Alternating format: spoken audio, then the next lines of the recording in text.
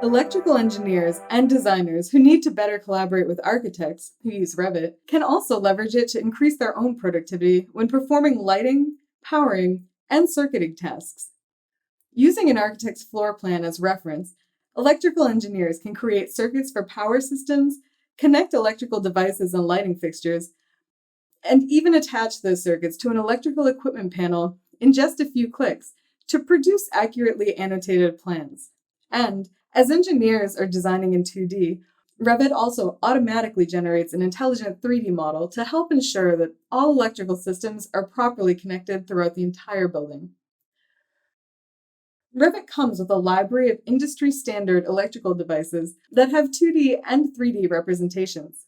Creating an intelligent system is as easy as selecting all the required components.